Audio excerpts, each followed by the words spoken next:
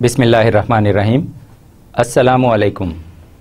Dear student teachers, today I am with you again with lecture number 14 of Functional English 1. Lecture number 14 is about summarizing non-fiction. And if you can recall, in lecture number 12, we learned how to summarize fiction, how to summarize a narrative text. In particular, we summarized a story. In lecture number 14, we are going to learn how to summarize non-fiction. And non-fiction could be any text. It could be a descriptive text. It could be an argumentative text. Basically, it is based on facts and not on fiction. We move on, and before we move on, let's look at the important points that we learned in lecture number 13 first. In lecture number 13, we learned how to share life experiences.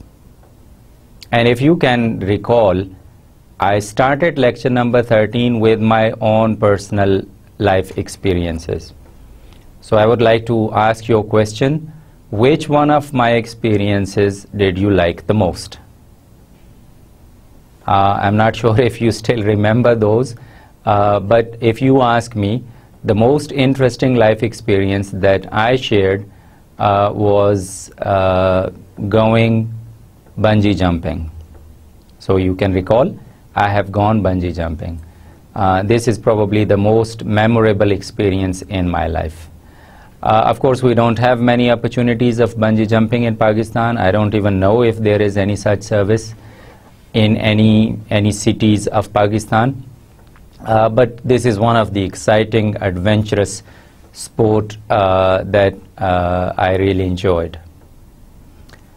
And afterwards, I also asked you to share your life experiences. So probably you have come up with a list of experiences that you would like to share with your colleagues, with your students, with your friends and family members. And while we were learning how to share life experiences, we also learned how to use simple past tense and how to use present perfect tense and how to differentiate between the two. This was really very important because very often we make mistakes in the correct use of these two tenses. We confuse them. Now, let me check your understanding of the previous lecture before we move on to lecture number 14. How do we say it in English? Do we say, I have completed my master's in 1998? Or do we say, I completed my master's in 1998? So which one is correct? I have completed my master's in 1998? Or I completed my master's in 1998. As you have noticed, the first sentence is in present perfect tense and the second sentence is in simple past tense. I repeat, I have completed my master's in 1998 or I completed my master's in 1998. Which one of these sentences is correct? Yes, those of you who say I completed my master's in 1998 are right because we need to use past simple here. And why do we need to use past simple here? Because of the time, specified time given. So when I say in 1998, I'm talking about a past event that does not necessarily have a connection, that does not have connection to the present. Therefore, we will use simple past tense here. So please be sure and don't make this mistake. Whenever you talk, whenever you give a specific time, whenever time is asked or whenever specific time is mentioned, you must use simple past tense and you shouldn't use present perfect tense. Okay, so I hope there is enough review of lecture number 13. Let's move on. Okay, what are the objectives of lecture number 14? In lecture number 14, we are going to look at differentiating between fiction and non-fiction. You know, lecture number 14 is about summarizing non-fiction. So the very first objective is to differentiate between fiction and non-fiction. The next skill that we will learn is we'll be able to analyze paragraph structure, or instead I should say text structure. Because the way text is constructed, the way text is structured, if we can understand it, it is usually easy for us to summarize it. So, you know, summarizing something depends on how well we understand a text. And understanding a text depends on understanding its structure, the way information is organized. So it is crucial that we understand the text structure because it will help us understand the text itself. And once we understand the text, we can summarize it. So these are linked. We will also learn how to summarize paragraphs. And of course, if we can analyze structure, the next step we can do is to summarize it, to write it or restate important points in our own words.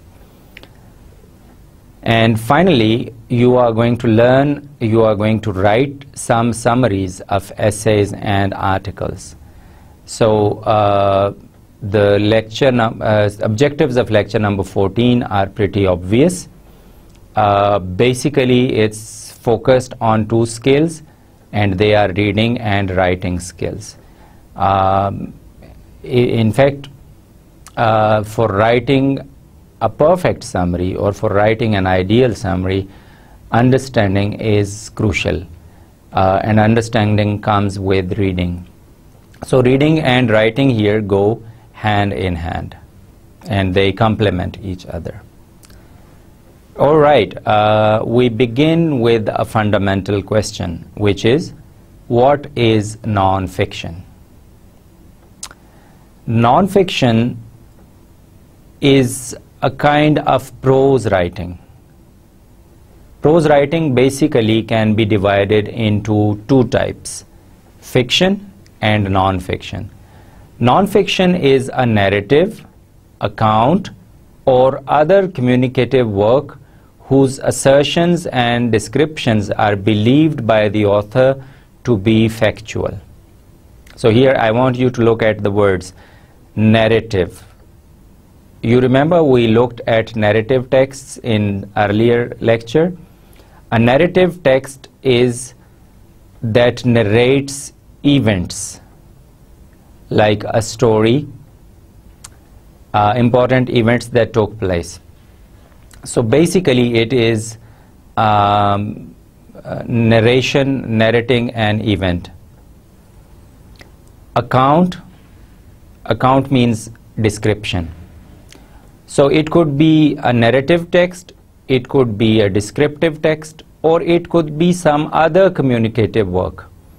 Other communicative work means like maybe an advertisement, maybe a leaflet or a brochure, maybe a magazine article that merely gives you information, or maybe a lesson from the textbook. They are not necessarily narratives or descriptives. They could fall under some other category which has some other communicative purpose. So non-fiction could be a descriptive text, it could be narrative text, it could be informative text, it could be persuasive text. In other words, non-fiction could have multiple purposes and multiple texts. So what makes it non-fiction is whose assertions and descriptions are believed by the author to be factual. So the word factual is important here, that's why I have underlined it. Fact and fiction, they are the opposite. Factual means that something is based on fact, something is based on reality, whereas fiction is something which is piece of imagination, which does not really exist.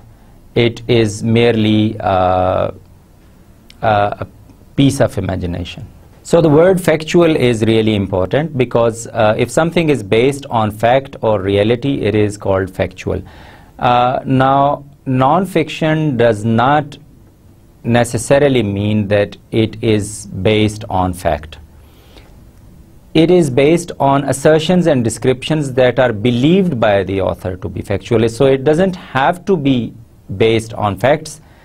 It is merely an assumption that the author thinks that it is based on a fact, or maybe the author wants you to believe that it is based on a fact. It may not be based on fact, but still it will be called factual because the author believes so, because the author makes a claim that it is factual. Whereas fiction is based on piece of imagination, the author explicitly you can say claims that it is purely imaginative, and he hasn't really taken anything from real life, although sometimes the real life event could be an impetus or could be a motive for writing a story. So basically you would say that non-fiction is something which is not fiction. It is believed to be based on fact or reality by its author. Okay, now let's look at some kind of fiction. So what genres come under it? Non-fiction could include essays, diaries, journals, memoirs, documentaries, biographies, science books, newspaper and magazine articles. So you see, these are various texts that are found in various books and that have various purposes, but they are all non-fiction because they are not based on imagination. Essay, for example, by imagination I means that the characters and events in it are not imaginative. For example, essays, and essays could be persuasive or argumentative. For example, you write an essay on a debatable topic, whether students should be allowed mobile phone in their classes or not. Right? Now this is debatable, so you can speak in, you can write in favor of it or you can write against it. Essay could be descriptive. For example, you describe an event, or you describe a process, or you describe a person or a place, so it could be descriptive. If you describe an event, it would be a narrative. So essay could be narrative, it could be descriptive, it could be persuasive or argumentative. Diaries are narratives, so are journals and memoirs. Documentaries are informational, based on facts and figures. So are biographies. They are biographies of the real people, real men. Science books could be descriptive. Newspapers and magazine articles could serve various purposes. So in short, non-fiction can include various kind of texts, and basically summarizing a piece of fiction is very different from summarizing non-fiction, and that's why I have dealt with it separately in a different lecture. And I don't want you to confuse summarizing all kinds of texts together. I want you to think of them separately. In fact, summarizing non-fiction involves different set of skills, different sets of tools and techniques and strategies that we are going to look at in this lecture. But it would be good if you can recall lecture number 12, in which we learned how to summarize narrative text, or how to summarize fiction actually. All right, let's begin with a fundamental question. In lecture number 12 you had learnt what summary is, and I want you to recall. So which one of these four options is correct? I want you to read all the four statements here. Which one of these is correct? So you have four options. What is a summary? A summary is your opinions about a text. B, a summary is a a summary is shortened form of a text with all of the main ideas. C, a summary is all of the ideas from a text written in your own words. D, a summary is a review of a text with main ideas and your opinions. So which one of these four options do you think is correct? Yes, you are right. Option B is correct here. A summary is a shortened form of a text, right? With all of the main ideas. Remember, all of the main ideas, not all of the ideas. All of the main ideas. So A is incorrect because summary does not state your opinion. Summary is simply restatement or retelling of the original story or the original text. So it does not have your opinion or your response to the text. It merely recaptures, restates restates the text. So A is incorrect because a summary does not include your opinions. C is incorrect because it does not include all of the ideas. It merely includes all of the main ideas. You don't include all the ideas. D is incorrect because it does not include your opinions. Again, just like A.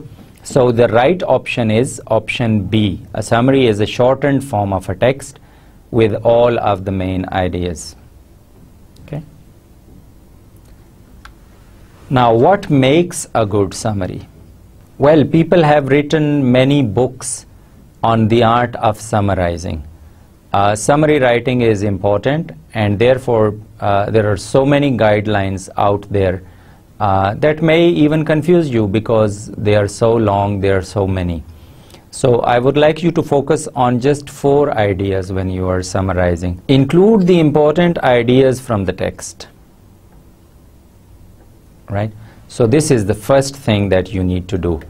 After you have read a text, you need to include the important ideas from the text. Not all the ideas, only the main ideas, only the important ideas. Which ideas are main, which ideas are important? It is not easy to determine that. We'll see why it is important, why some ideas are important and why other ideas can be ignored. We'll look at it in detail. But this is one of the basic rules, that you are going to include the main ideas from the text. Number 2, you are going to put ideas in your own words. This is also very important. Copying ideas is not summarizing. In fact, you have to understand it, you have to assimilate it before you explain it, before you narrate it or restate it in your own words. The third important basic rule is that leave out little details and repeated information. Very often a piece of text has information which is repeated for the sake of emphasis maybe. A writer or an author repeats the same idea in various ways. So we can easily skip that information and we don't need to repeat it in our summary. We just write it once. Similarly, we need to leave out little details. We should only focus on the main idea, and we should leave out the little or the trivial details. The fourth basic rule of a good summary is to use the text structure of the text. We will talk about it in detail. How a text is formed, how information is structured in a text is very important. For this, you need to understand the elements of a text. If you can recall, while we were learning how to summarize a story, you looked at elements of story. I hope you can still remember them. So what are the elements of story? Yes, you have characters, you have setting, you have a problem or a conflict, you have a resolution. So these are important elements, and of course there is plot, and plot includes conflict and resolution. So if you understand how a story is structured, it is easy for you to summarize it. Similarly, you also need to learn how an essay or an article is structured. What are the main elements or what are the main building blocks or the units of information? It will be easier for you to summarize it. So in a moment we are going to look at the structure of the text in order to write a good summary. Okay, now the first of these four basic rules is to include important ideas from the text. So here I've got a text from the internet, and I want you to go through it, read it first, and then I want you to underline the important ideas in this text. Remember, this is non-fiction. So this is actually taken from a science book. So all the information might be important. You might think that it is a crucial piece of information and you can't skip it. But remember, we are going to summarize it. So that means we have to pick out certain information which is important. Now, how will you determine which information is important and which is not? The answer to this question depends on many factors. One factor is the purpose of your summary. Why are you writing this summary? Who are you writing this summary to? And how much time they have got for it. So if you are writing a summary for some decision makers and they are pretty busy people, you are going to make it brief. You are going to make it very short. Otherwise, you might make it a bit longer. Of course, a summary is always shorter than the original text. It can never be of the same size as, of the same length as the original text, and worse still, it could never be longer than the original text. So a summary should always be shorter than the original. Sometimes it is 1/2 of the original, sometimes it is 1/3 of the original, sometimes it is 1/4 of the original. Sometimes you summarize the whole paragraph or the whole text into a single sentence. If you can recall, while we watched a short video clip in which a cop, I think it was in lecture number 12, a cop or a policeman was summarizing Cinderella and also summarizing Titanic in just 1 or 2 sentences. Because the purpose is just to give the main idea, the main gist. But if you want to give the main ideas, not just one idea, but the important ideas in a text, then probably you can have it in 3 or 4 sentences.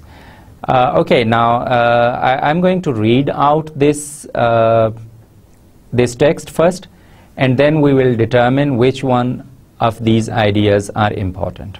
Many butterflies depend on certain plants to survive. As adults, butterflies drink nectar, but caterpillars eat leaves. Some caterpillars only eat the leaves of specific plants. Monarch caterpillars, for example, eat only milkweed. If butterflies cannot find the food source they need for their eggs, the next generation will not survive. When habitats are changed, such as when wetlands are drained or forests are cleared, butterfly populations may drop dramatically. According to the Xeres Society, an invertebrate conservation group, over 50 kinds of US butterflies are at risk.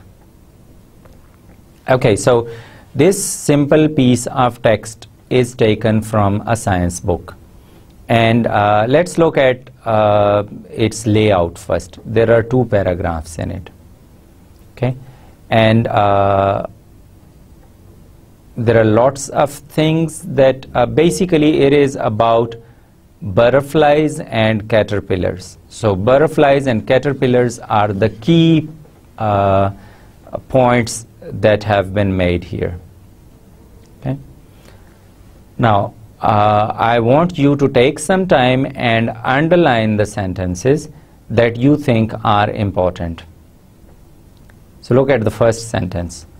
Many butterflies depend on certain plants to survive. Do you think this is the crucial piece of information, the important idea that you should include in your summary? What about the second sentence? As adults, butterflies drink nectar. What about the third sentence? But caterpillars eat leaves. So you will have to decide. Each of these sentences have some pieces of information, but which one of these sentences are important? Determining their importance is crucial. Okay, now according to me, the blue sentences written in blue are they express crucial piece of information, or they have the important ideas in them. The first sentence, for example, many butterflies depend on certain plants to survive. This is an important idea according to me. You may differ, maybe you don't agree with me on some occasions, but you have to give your reason why you think this is important or not very important. Okay, the second sentence that I think is very important is some caterpillars only eat the leaves of specific plants. And then I've skipped the next sentence. Monarch caterpillars, for example, eat only milkweed, is actually a specific example of this main idea, or in other words, it is the detail of this main idea. So in the first paragraph, I would say that there are 2 sentences that carry important idea. Whereas in the second paragraph, the first sentence, if butterflies cannot find the food source they need for their eggs, the next generation will not survive. I would like to underline this sentence because it carries the important idea. And then the last finding by the Xeres Society is that over 50 kinds of US butterflies are at risk. I would see that this is a crucial piece of information, and this is an important idea expressed in this text. Why didn't I include the other sentences, like when habitats are changed, such as when wetlands are drained or forests are cleared, butterfly populations may drop dramatically? Why did I skip that out? Why did I leave this sentence out? Because it is merely an explanation of its previous sentence. So it is the detail, it's not the main idea. And again, according to the Ziri Society and Invertebrate Conservation Group, this is the source, and if you are doing research, of course it is very important that you give the source and proper citation.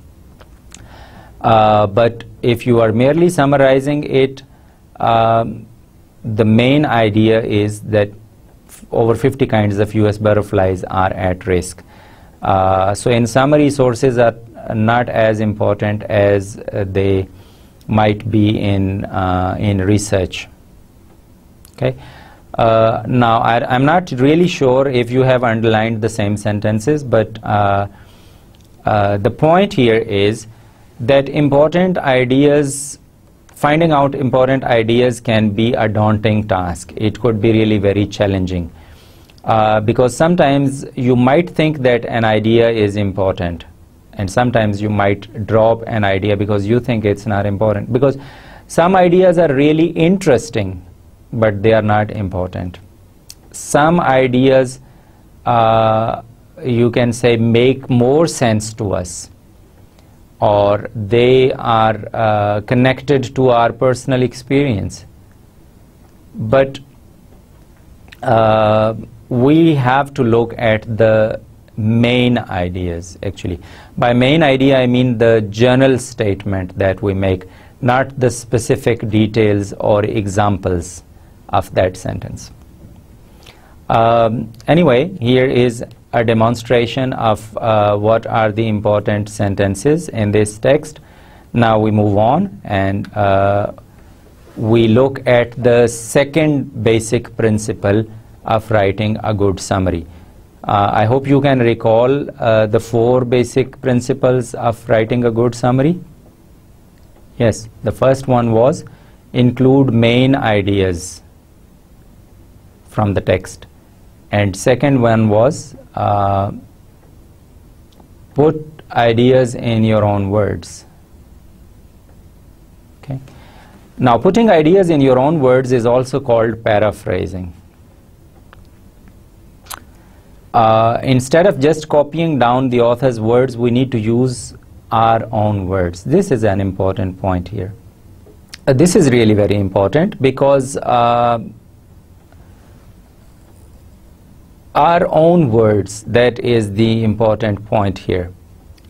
We don't need to copy paste the main ideas from the author, because all the sentences are written in their own context. When you write them in your own summary, sometimes they don't make sense because now they are out of the context.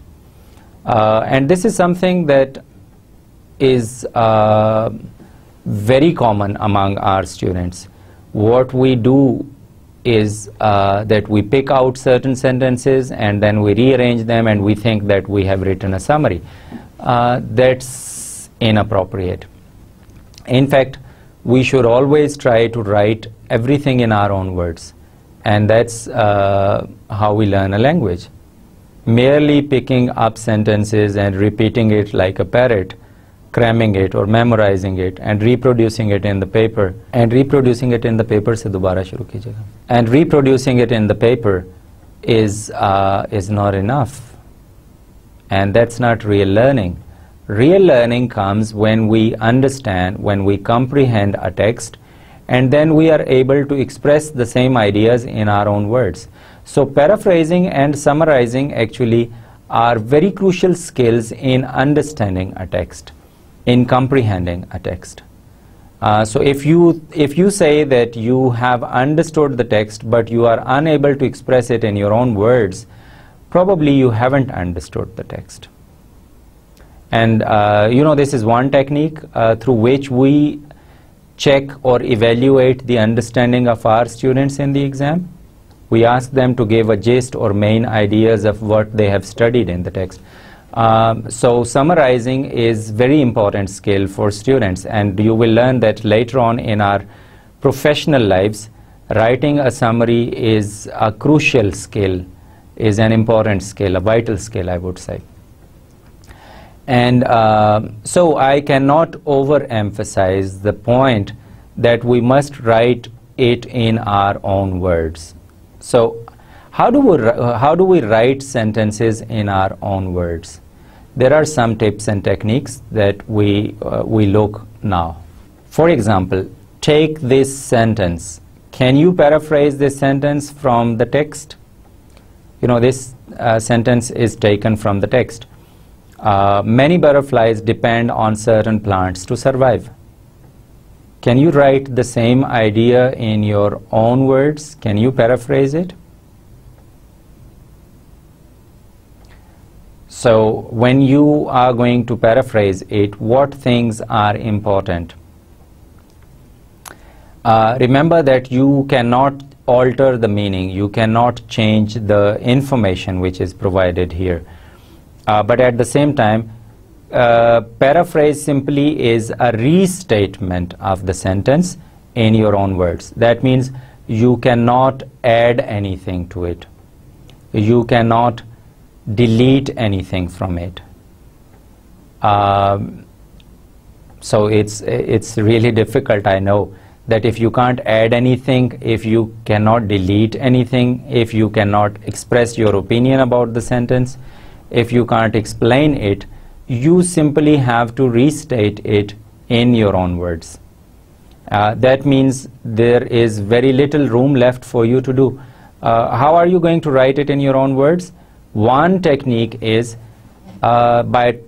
you can try using synonyms for important words. Synonyms means similar words, words that have similar meanings. So think of these words. Many butterflies depend on certain plants to survive.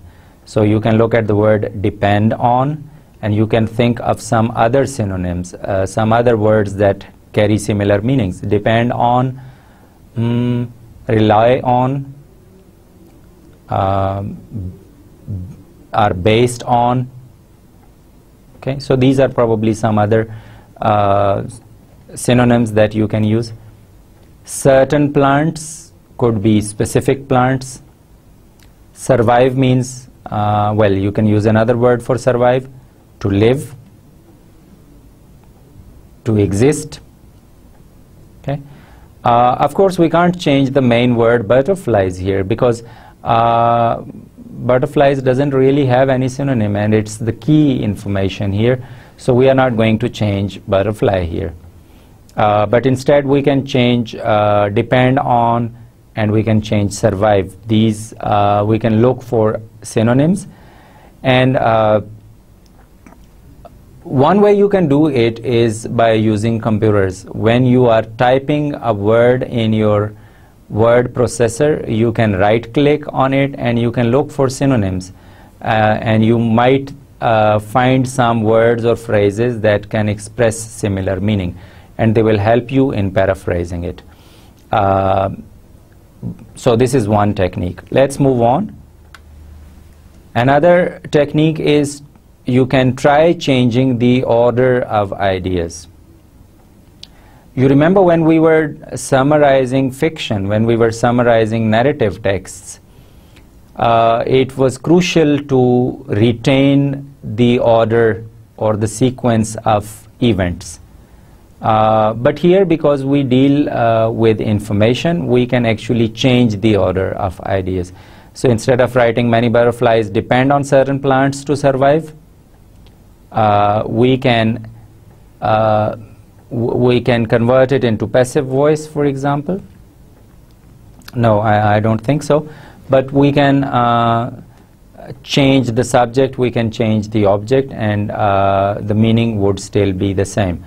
Let me give you a hint. I don't want to do this on this particular sentence, but if you say that I have helped Ali, or Ali was helped by me, both these sentences have the same meaning, but I have changed the order of ideas here. Okay? Or Ali borrowed money from me. I lent some money to Ali. So instead of using borrowed, I can use the word Ali, and I changed the subject with the object. So sometimes you can change the order of the ideas. Sometimes you can use the synonyms for certain words. These are some two important ways of paraphrasing. Okay, now let's look at this sentence and how you can paraphrase them. Here's one way to paraphrase the sentence. How does it compare to yours? I hope that you have paraphrased it.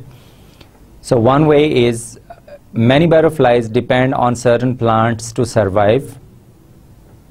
Butterflies need specific plants to live. So one way is, instead of survive,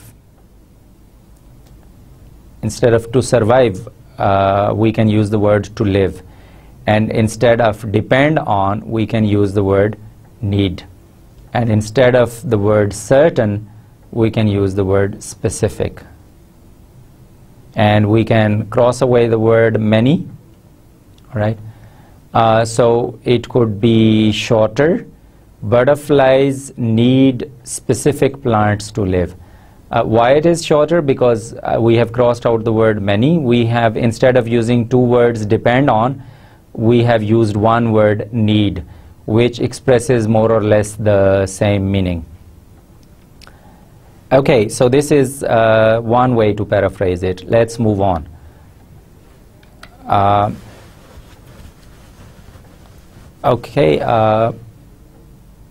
We move on, and now we look at using some text structure.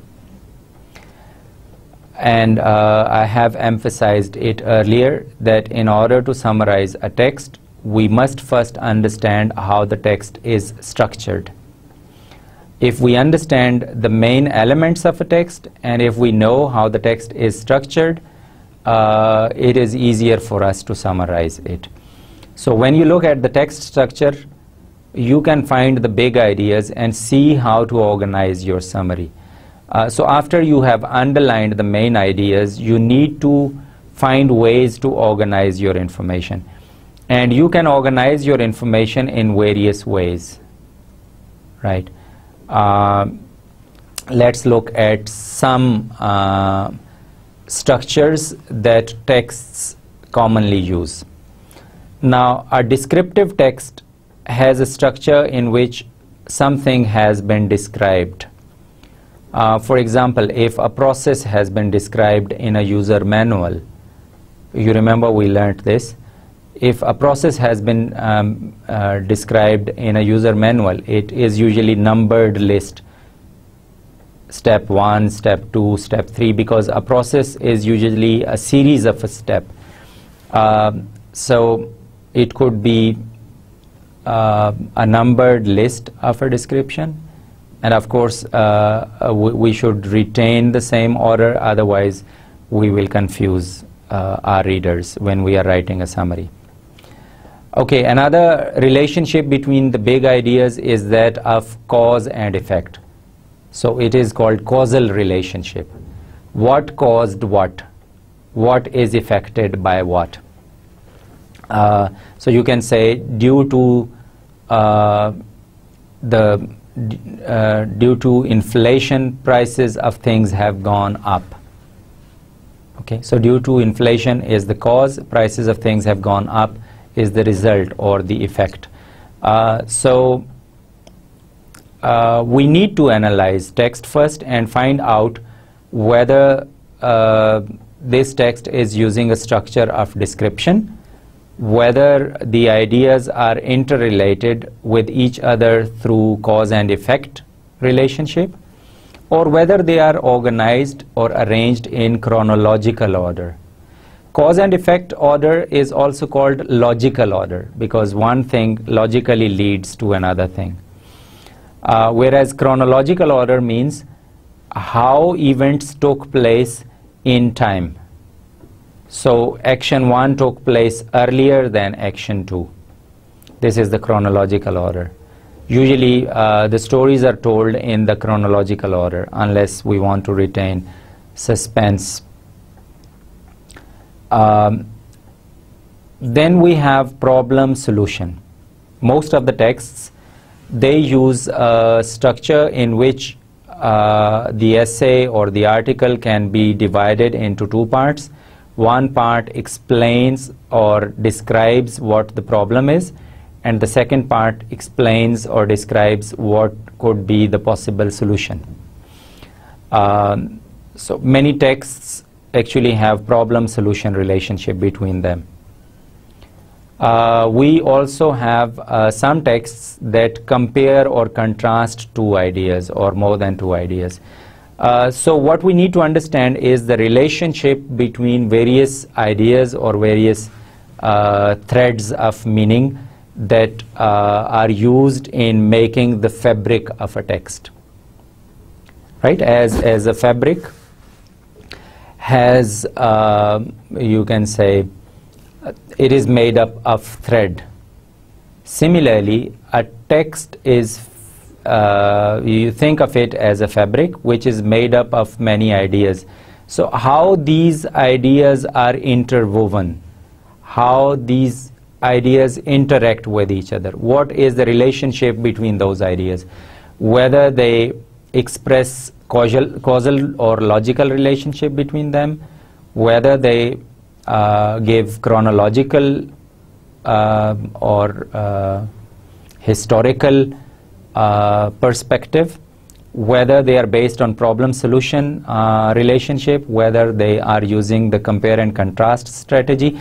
So we need to understand how themes are interwoven, how main ideas are interlinked.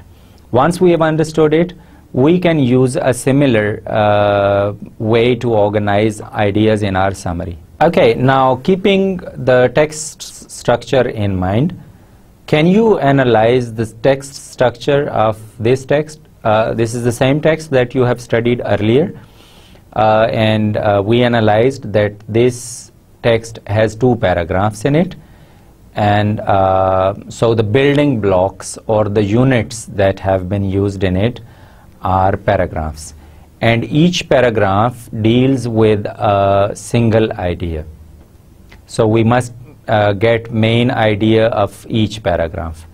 Now, how are ideas interrelated? Let's look at the first paragraph. Many butterflies depend on certain plants to survive, and we earlier we declared that this is the main idea of this paragraph. Earlier we declared that the first sentence carries the main idea of this paragraph.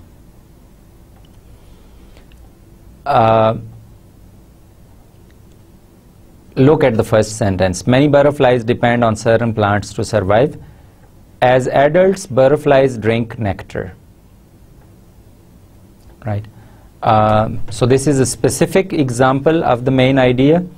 We talked about butterflies that depend on certain plants to survive, and we know that nectar is the extract or the juice of certain flowers, and flowers are part of plants. So this is the specific example of the main idea. What about caterpillars? But caterpillars eat leaves. Some caterpillars only eat the leaves of specific plants. Monarch caterpillars, for example, eat only milkweed. This is a specific example of caterpillars. So what kind of relationship do you see in this between the main ideas in the first paragraph? Yes, there is comparison and contrast. So you have comparison and contrast between butterflies and caterpillars. But there is also a text structure that underlies a different kind of interrelationship between the ideas, and that is cause and effect. Okay. Especially if you look at the second paragraph, you would find if butterflies cannot find the food source they need for their eggs, the next generation will not survive. This is the main idea, and definitely you have a clear pattern here. It is cause and effect. Okay, if this happens, this they will not survive. So we have the conditional sentence. If this condition is fulfilled, this action will happen. So definitely we are talking about the causal relationships here. We are talking about cause and effect relationship. So you can say that the first paragraph actually uses compare and contrast and cause and effect relationship, whereas in the second paragraph we have mainly cause and effect relationship between the main ideas. So once you have analyzed the text, it will be easier for you to write your summary, and in your summary you can organize the ideas in a similar fashion. You can give cause and effect relationship here. Well, not all the texts are structured in this way. As we talked earlier, they can use the text structure of description. They can be in logical order, cause and effect. They can be in historical or chronological order. They can be problem and solution. They can have problem or solution relationship. And there can be comparison and contrast. And in fact, there could be some other ways to organize text as well. Now, instead of looking a complete essay, I want you to analyze a paragraph in order to understand a paragraph structure. Earlier, we were talking about text structure, and we were talking about the relationship between the ideas. But these ideas are expressed through sentences. These ideas are expressed through paragraphs, and these paragraphs are expressed through sentences. So what kind of relationship exists between sentences in a paragraph? Let me start by reading out this paragraph first, and then we will analyze it. There are several serious health hazards directly linked to smoking. The link between smoking and cancer is well known. As well, smoking is linked to other lung diseases like emphysema and bronchitis. Smokers also have a greater risk of heart disease later in life. This is evidenced in recent court cases in the USA, where smokers have been awarded damages from tobacco companies. Further, there is substantial research that even passive smoking can have long-term effects on health. Clearly, smoking is a dangerous habit and should be avoided. Okay, here we are learning to understand a paragraph structure for summarizing, but I would say that this paragraph structure could also play a model role for you when you are writing your own paragraph. When you are not summarizing someone's text, when you are writing your own paragraph, you can actually organize or structure your paragraph in such a way that that your ideas are clearly organized. So if you look at it, I have given it different colors. I have color coded it. The topic sentence is in brown color here. The body paragraph or the supporting sentences, they are in green color, and concluding sentence is written in yellow color here. The topic sentence, as its name suggests, is a sentence that carries the topic of the paragraph, the main idea of the paragraph. And what is the main idea? The main idea is the general information. There are several serious health hazards directly linked to smoking. So this is just the general idea. The writer has not given us the specific details or examples of these health hazards. He is simply making a statement that some health hazards are linked to act of smoking. Okay? And then in the sporting sentences, in sporting details, he gives so many sentences that give specific examples to this topic sentence. The link between smoking and cancer is well known. So this is the research has shown that cancer and smoking, they are related. So this is one specific example of health hazard. Cancer is a health hazard, and links between cancer and smoking are known. So this is the specific detail of the topic sentence. As well, smoking is linked to other lung diseases like emphysema and bronchitis. So emphysema and bronchitis are other specific diseases that are related to smoking. Smokers also have a greater risk of heart diseases. So heart diseases is the third one. In fact, you can make a list of these health hazards.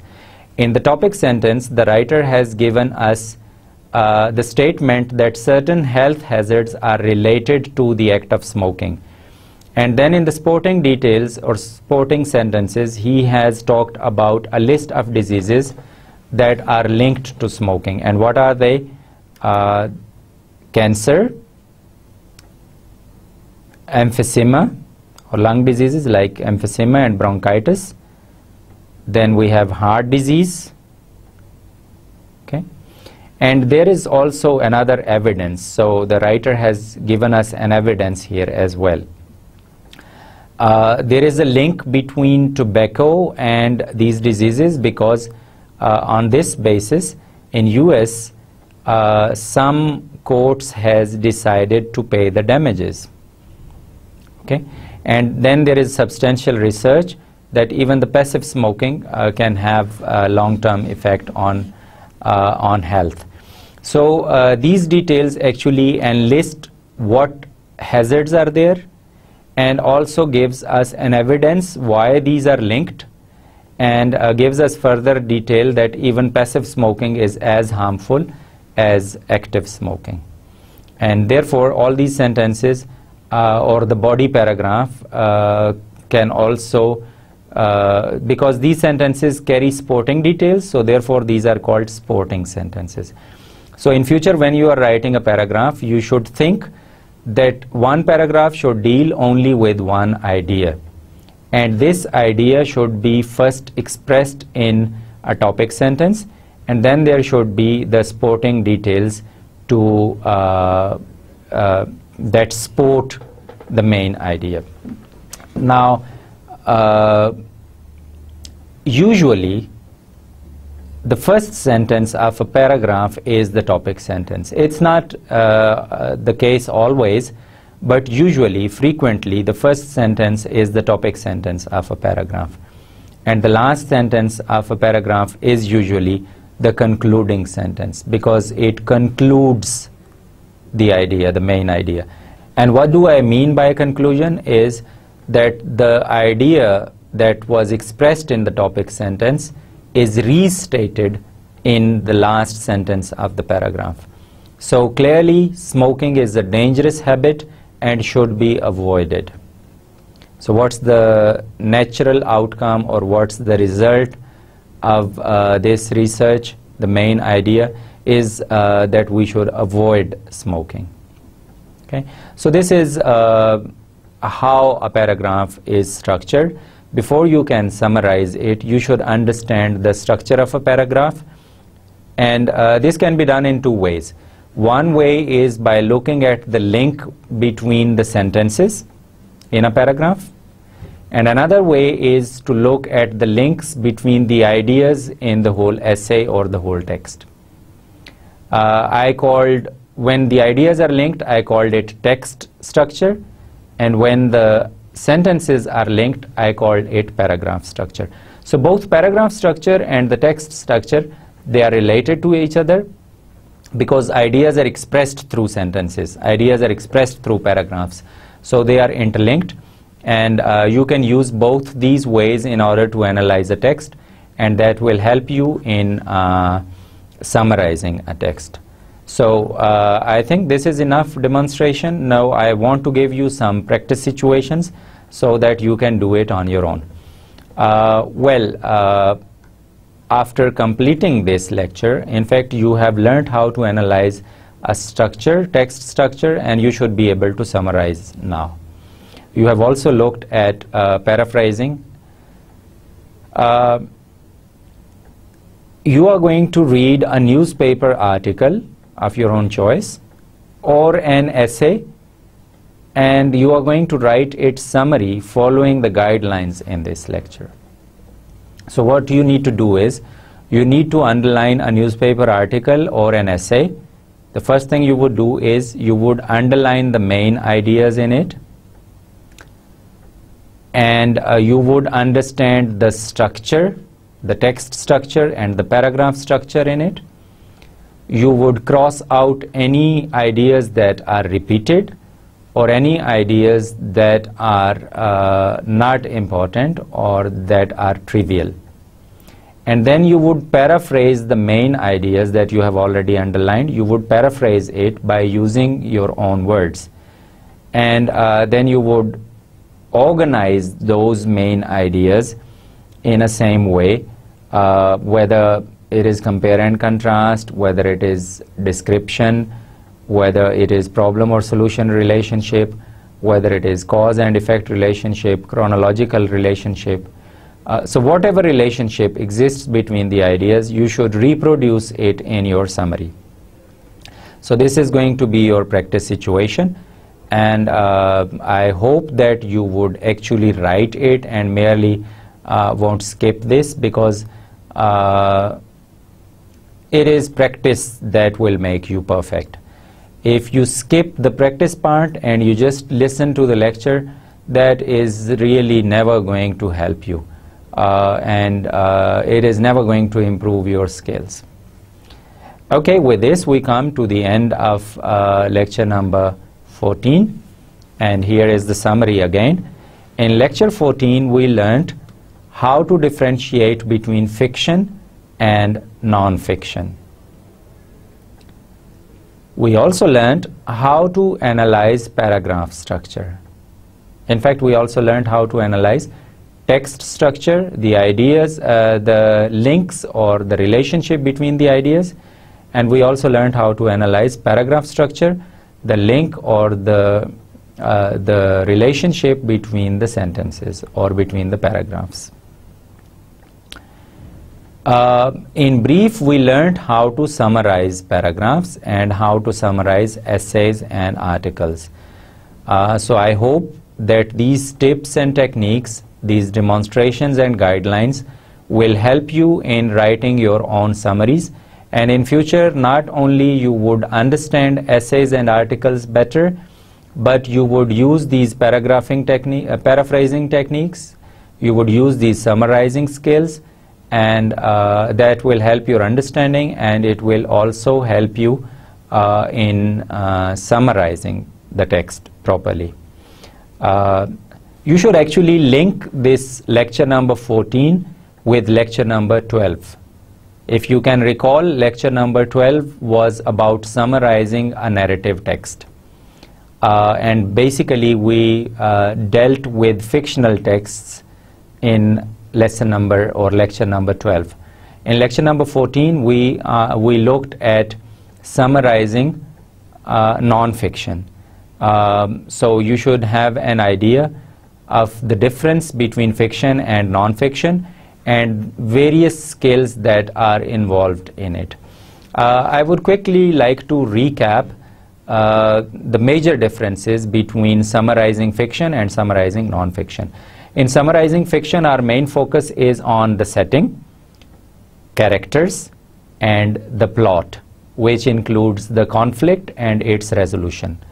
Whereas in non-fiction, our main focus is on the main ideas, the supporting details, the concluding sentence, and the way these ideas are organized. In fiction, usually there are many creative ways of interlinking the events and characters, whereas in non-fiction these ideas are usually linked in various ways. So once you understand the text structure, your techniques of summarizing also change.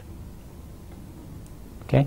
With this we come to the end of lecture number 14, and I hope that you have learned quite a lot, and it would help you in writing summaries of non-fiction texts. Thank you very much.